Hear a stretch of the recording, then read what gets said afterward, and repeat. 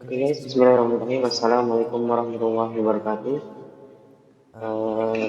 Today I want to make a video about the problem solving, and before that, first of all, let's thank Allah Subhanahu wa Taala who has given us some nice and blessing so we can attend and gather with good condition and happy situation. And secondly, may salam and salam to our Prophet Muhammad Sallallahu Alaihi Wasallam who has brought us from darkness to brightness and from the Jahiliyyah era until Islamic era. So guys, today let's talk about the problem we all know too well. Being a student and being broke at the same time. So we have all had that moment. Maybe you get your allowance or your paycheck, and for the first 3 days you feel like a king, you feels like a rich man, and you are by the benching like coffee, and you hang out with your friends, and maybe you you are checking your bank app like it's that horror movie. Why does why does this happen? Most people think it's just because they don't have enough money. But today I want to show you that it's actually a problem solving issue. Saving money is a skill, and just like any other skill, and you can learn it. And for the next maybe until 10 minutes, we are going to fix your finance like together. Okay. So the first is the problem solving framework. So in word of the logic, problem solving has four simple steps. Like we are going to apply them to the wallet. So the first is identify where is the money actually going. So and the second is energy. So why are you spending it? Is it a need or just you are feeling? And the third is solve. Like what tools we can use to stop the leak. And last is evaluate. Like is it working? And if you just try to save without a plan, maybe you will fail. But if you treat your money like a problem, that is a solution. So you become a boss of your bank account. Let's start with the with AI and analyzing.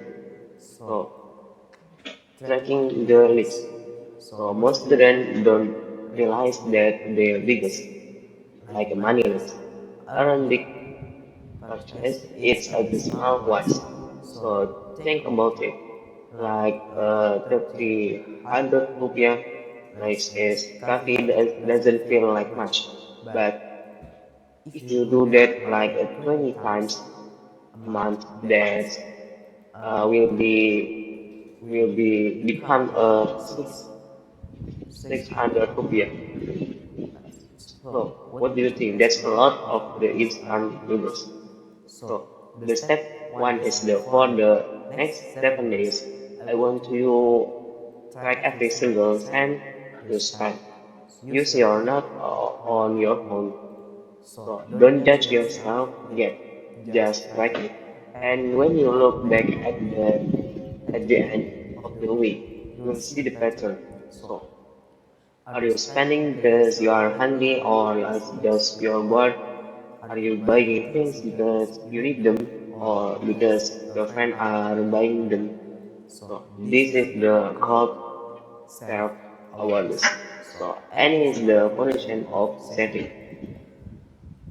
So the superhero solution. Now let's get to the solution. How do we actually keep the money?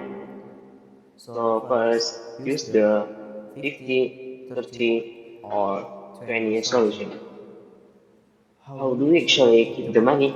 First, use the 50. So, it's when you for a reason, 50% of your money goes to must-haves, and like rent, basic food, and transport. So the 30 is for like what you want, like maybe watching some movies in the cinema and just hanging out. And for the 20%, so this is the important part. goes to savings. But here, the trick is buy yourself first. Most students spend their money and then save what is left at the end of the month. The problem is there is never anything left. You are to move that 20% to spread so separate account the moment you get your money. So the second is arrange your student life. Your student ID is a discount card. Use it as for student price at crafts, cinema, and software. There is no temptation in saving money. In fact, it's the smartest thing you can do it. So the part of four is the how do you stay consistent. Maybe this is the part anyone can save for 3 days, but how do you it for the 3 months or maybe 3 years? So maybe the first step is like you can give your money a name. So you don't just call it savings, but you need to call your money to maybe something you want in the future. So maybe for the example is call it this money is like this new laptop. So maybe in the future you need to buy some laptops and you can buy the laptop with that money because you already planned and you already make a name for that money.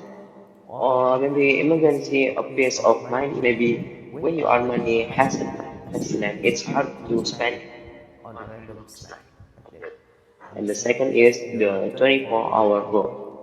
If you see something online that you must have, put it on your card and choose the app. Wait 24 hours if you still want it tomorrow and you have the budget.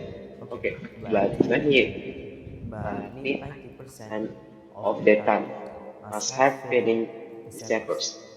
So the third is this is really important too to start small. So don't try to save 1 million rupiah. If you only have 2 million, start by saving consistently. You can save 10 million later when you are working. For the last is maybe forgive yourself. If you have a bad week and spend too much, don't quit. Just say maybe, oh, okay, this already happened. Why did it happen? So how do I fix next week? So that is the evolution step. So maybe the conclusion of the problem solving with how to you saving your money is at the end of the day, saving money isn't about being cheap or missing out on your fun, but is it the freedom for your future and for if you are already working in the world. So when you have when you have saving, you have choice. You aren't stressed when you are back in need, repair, or when your friends invite you to special trip. So you are solving problems of your future self.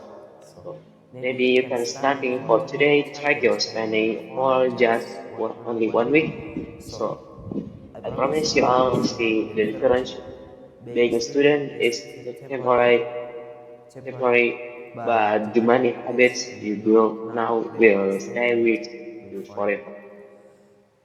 So if you found this helpful, let me say thank you, and if I have a mistake in the video, I will sorry. And wabillahi taufiq wal hidayah. Wassalamualaikum warahmatullahi wabarakatuh.